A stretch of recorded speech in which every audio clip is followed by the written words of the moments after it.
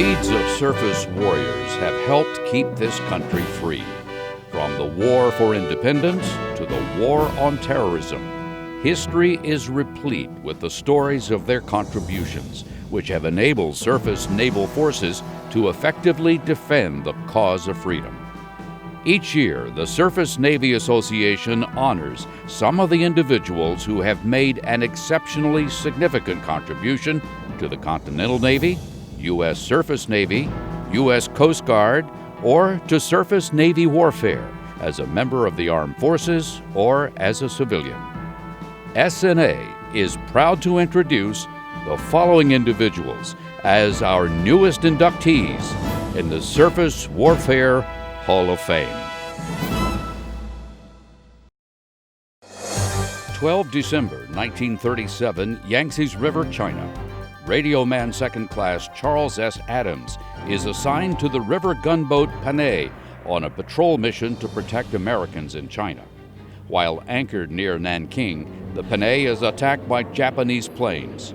Adams mans the machine gun battery against the planes, even though the guns could not bear forward from which most of the attacks were made.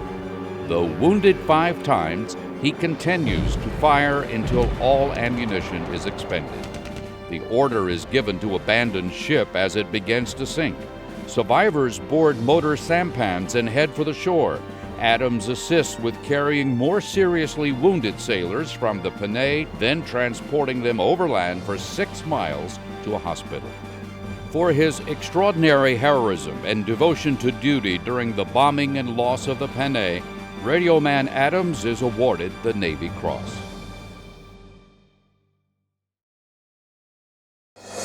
May 11, 1898, Cardenas Bay, Cuba. Lieutenant Frank Newcomb commands the revenue cutter Hudson during the Spanish-American War. Newcomb pursues 3 Spanish gunboats that were defending the bay. He is assisted by the torpedo boat Winslow and gunboats Machias and Wilmington. The U.S. vessels are showered by heavy gunfire from Spanish ships and shore batteries. In the fray, the torpedo boat Winslow is disabled from hits to the steering gear and engines. Seeing this, Newcomb commands the Hudson through relentless fire with a constant risk of running aground in the shallow waters. The Hudson crew secures a line to the Winslow and tows her out of range of the enemy guns. With a recommendation of President William McKinley, Congress awards Newcomb with a Gold Congressional Medal for bravery. The remainder of his crew received silver and bronze medals. These were the only specially struck medals awarded for bravery during the war. A Fletcher-class destroyer is named in honor of Frank W. Newcomb. June 4, 1944, the Atlantic, near French West Africa. Lieutenant Albert David is the assistant engineering and electrical officer aboard the destroyer escort Pillsbury. Formerly enlisted, David was recalled from the Fleet Reserve and commissioned at the start of World War II. The Pillsbury is part of a task force escorting convoys when the German submarine U-505 is spotted as it was forced to surface. David led the original boarding party in a whaleboat to capture the submarine as it circled erratically at about 5 knots. Fully aware that the boat could sink or explode at any moment from demolition or scuttling charges, he leads his men through the submarine's hatch, not knowing what gunfire or other dangers may await them. He and his party initiate salvage efforts and later ensure the submarine is seaworthy for transport to the United States. This capture of an enemy man-o-war on the high seas is the first since 1815. For conspicuous gallantry and intrepidity at the risk of his life above and beyond the call of duty, he is posthumously awarded the Medal of Honor only 2 weeks after his passing of natural causes. A destroyer escort is named in honor of Lieutenant Albert L. David. February 1918, Camden, New Jersey. Joy Bright Hancock enlists in the Navy Reserves as a yeoman first class to support the fight in World War I. She served at Camden Shipbuilding Yard, was promoted to chief yeoman, and transferred to the naval station at nearby Cape May, New Jersey. Mustering out of the Navy at the end of World War I, as all women do at the time, she continues to work at the Navy's Bureau of Aeronautics in the 1930s.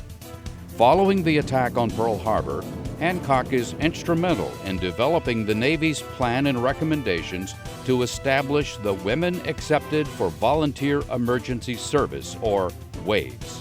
She becomes a lieutenant in the Naval Reserve and serves with the Bureau of Aeronautics. After the war, she is named Assistant Director of Plans of the Women's Reserve in the Bureau of Personnel. Promoted to captain, she assists in the development of legislation for the Women's Armed Services Integration Act of 1948. In October of that year, she is among the first 8 women sworn into the regular Navy. She then becomes Assistant Chief of Naval Personnel for Women, where she continues to push for legislation granting equal treatment of women and men in the Navy.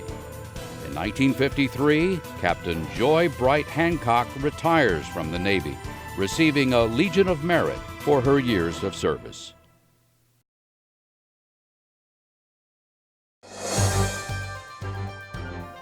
April 2004, the Arabian Gulf.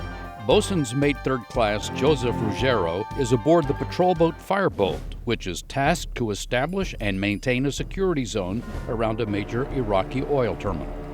Ruggiero is assigned to Tactical Law Enforcement Team South. He and 6 other members of his detachment are on patrol in a rigid-hull inflatable boat. When they spot an unidentified vessel that is operating strangely and does not look like a typical local boat, they set out to investigate. The suspicious craft heads directly toward the oil terminal, ignoring hails from the team.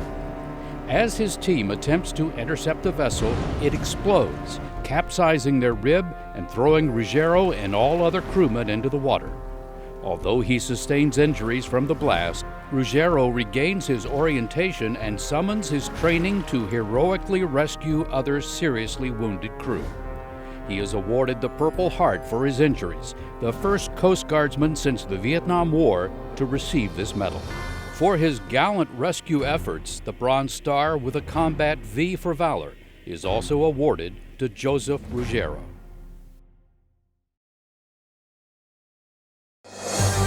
June 1955, Annapolis, Maryland. John W. Nyquist graduates from the United States Naval Academy, marking the beginning of an esteemed career as a surface warfare officer. After serving aboard 4 destroyers and a minesweeper, Nyquist assumes his first command as commander of the destroyer Semmes. He moves on to command destroyer squadrons 20 and 36. Between sea duties, he serves on the staff of the Commander Anti-Submarine Warfare Force Pacific and the Joint U.S. Public Affairs Office of Vietnam, then on the staff of the Chief of Naval Operations. Again at sea, as commander of Cruiser Destroyer Group 5, Nyquist commands the USS Carl Vinson and Kitty Hawk carrier battle groups. He then returns to the Pentagon to serve in the Office of Assistant Deputy Chief of Naval Operations, Surface Warfare, before he succeeds to that position in 1987. In this assignment, Nyquist is the driving force in maintaining appropriate funding levels and completing the construction and commissioning of the Ticonderoga-class cruisers.